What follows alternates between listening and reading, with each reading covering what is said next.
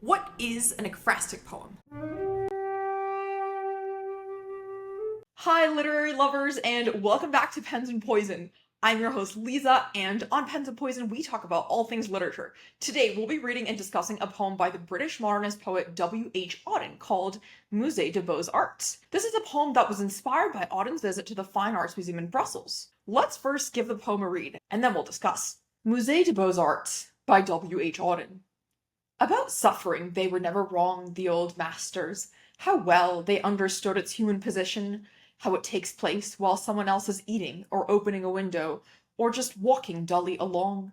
How, when the aged are reverently, passionately waiting for the miraculous birth, there always must be children who did not specially want it to happen, skating on a pond at the edge of the wood.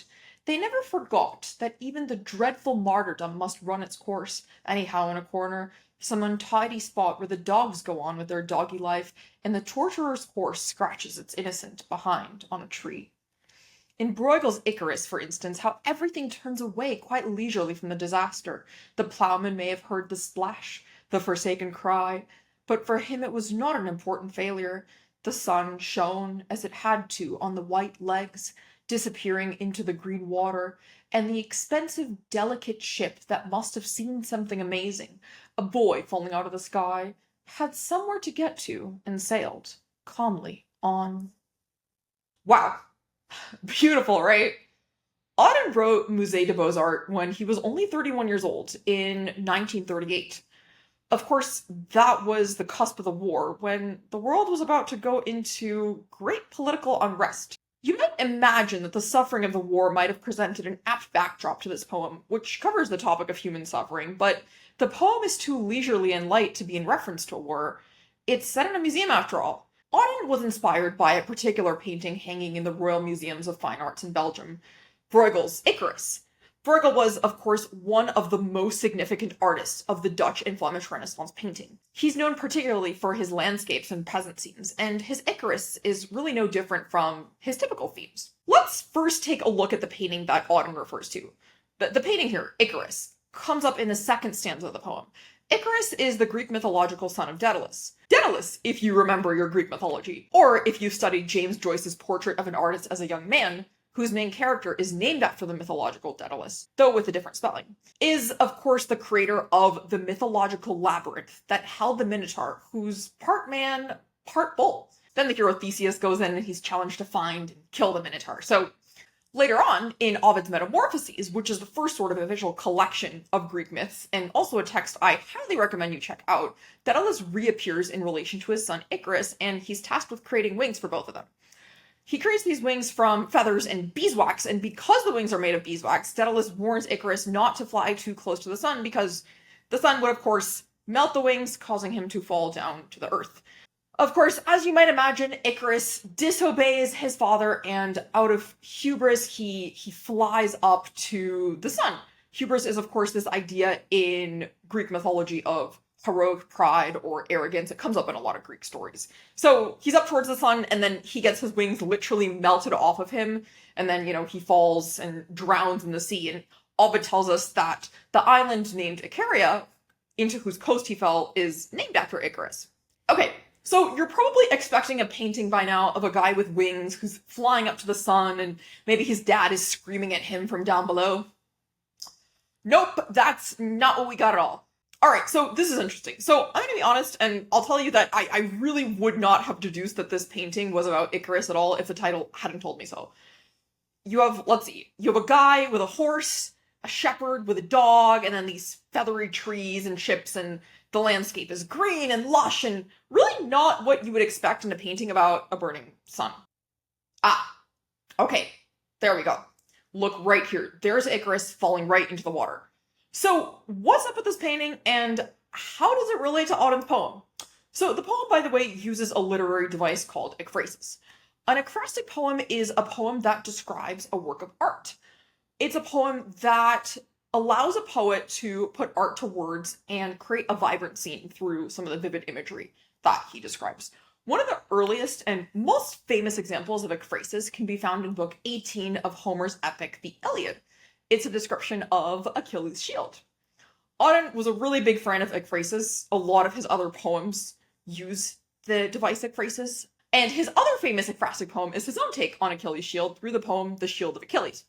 So Musée de Beaux Arts opens with this line: "About suffering they were never wrong." So right off the bat, we're told what the poem is about: the experience of human indifference to suffering and humanity's corresponding focus on maybe a more quotidian life experience. So just like in this painting, you have this almost pastoral scene with shepherds and just very ordinary people going about their day, not heroic figures falling to their death. So actually, when I took a class on Auden in college, my professor was the literary executor of the Auden estate, which is really a fancy way of saying that he's the prime Auden expert in the world. But as I learned after 5 years of being in the English literature academic world, sometimes if you get too close into a particular poem or poetry in general, you begin to be so focused on the minute details that you lose the poem's overall meaning. There is such a thing as reading too much into poetry, and as a writer, I can tell you that I'll give my poems to people sometimes, and they'll comment on things like, oh, this meter I used means this, or this rhyme means XYZ thing, and it's like, nobody, I kind of just wrote the poem. Focus on the big picture. So here's the thing about academics in English lit. They have no conception of big picture. So the problem with English lit academia, in a nutshell, the structure itself, in the structure you're expected to specialize in one area, and lo and behold, everyone else has already kind of said something about whatever it is that you're analyzing. The greats really have been analyzed to absurdity at this point, simply because, they've been studied for such a long time. So it is hard to see things big picture when you're always caught up with the little details, and that's, what the academy expects you to do. So sometimes the details don't matter as much as the big picture. We're going to talk about big picture here, and we talk a lot about big picture in this channel because, a lot of these overall messages are really important in these poems. The details matter too, but sometimes we want to draw our focus back to the overall big picture. I mean, I kid you not, English academics, they make stuff up. Like they just make it up. I wrote an entire digression in my MA thesis, actually, about how Eliot was gay. Honestly, just to mess with people. Like, this was a devoutly conservative Anglican guy.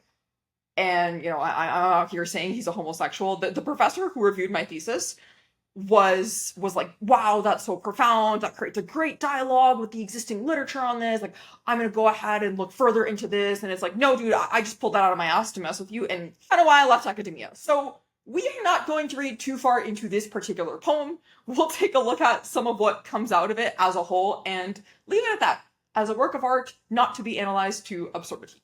Anyway, so my Auden professor would say things about this poem like, in the poem, action is privileged over thought, and practical matters are privileged over abstractions, and these abstractions don't define a human's lived experience, etc., etc. And I maybe would have trusted this professor, but I tried to come into his office hours once, and he literally shooed me out, literally told me to leave. And when I tried to pick his brain about Auden, he told me to get out of there. He told me that if I didn't have any questions related to the final exam, I could just leave. Like, straight up, he told me that. So that's about the worst thing you could say to an intellectually curious 19-year-old English major. So the literary executor of the Auden estate is a bit of an asshole, guys. Plus, he's also not a big fan of T.S. Eliot, who, by the way, is objectively one of the best poets of the 20th century because, according to my professor, Eliot was a conservative Christian, or he was a conservative Christian objectively, but because he was a conservative Christian, according to my professor, Eliot doesn't write really great poetry. So, talk about judgmental. In fact, this professor traumatized me so much as the world's leading Eliot fangirl that I named the villain in my current novel I'm writing after him. So anyway, you can say all that stuff about the poem, about lived experience and all of that, but really the TLDR version of this poem is about how ordinary experiences sometimes overshadow a more profound experience of suffering. It's also about how suffering is a part of everyday life. You'll notice that Auden also doesn't negatively judge the ordinary humans who ignore this sort of more profound suffering. He claims that it's an ordinary part of life. It's typical that it's okay to be a little bit ignorant of suffering. So let's go back to our opening line here. It's almost in a sort of Yoda speak. About suffering, they were never wrong, the old masters. Obviously, no one talks like this. Auden liked to break literary conventions with his poems. He has this sort of more convoluted sentences, and he also loves adverbs. So you have instances like walking dully along, or reverently, passionately waiting. I teach writing to teenagers at my company, and those are two rules of writing that I always push. Write sentences in the simplest, most straightforward way possible, which is usually the kind of subject-verb order, and number two, use adverbs sparingly. So, of course, Auden likes to bend some of these rules, and the effect is maybe something playful or something a little bit more ordinary or plain. Maybe something more innocent. We certainly have a lot of innocence in this poem. We have the children who are actively skating and are ignorant of the more serious and devout elderly people who are, waiting for Jesus' birth here. The rhymes are also interesting. So the rhymes waiting and skating present a contrast between the experience of suffering and the ordinary world. And once more, we have this idea of irregularity. Auden likes to bend the rules when it comes to poetry.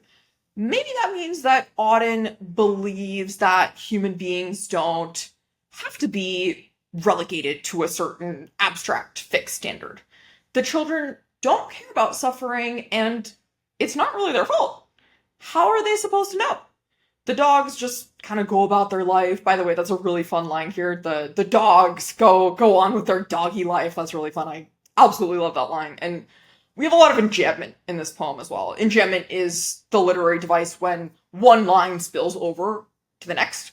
And the enjambment kind of re-emphasizes this idea that, life goes on. One thing goes on to the next, one thing spills over to the next. So let's go back to the painting for a second here. This is really where the ekphrasis happens in the poem, in the second stanza. So here's the painting. Everything turns away leisurely. There's your adverb again. Leisurely from the disaster. The plowman is going about his life, and the ships there are also just sort of going on. So, does Auden excuse us for ignoring suffering in the world?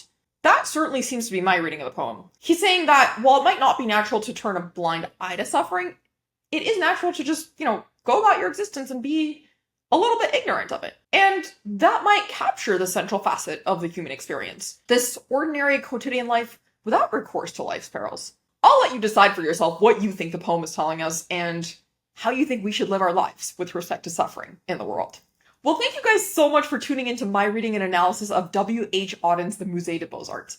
If you enjoyed analyzing Auden with me, then don't forget to hit that subscribe button for more poetic goodness, and don't forget to follow me over on Instagram at Pens and Poison, where I post some additional literary bites, and I will see you guys next time over on Pens and Poison. Have a great day.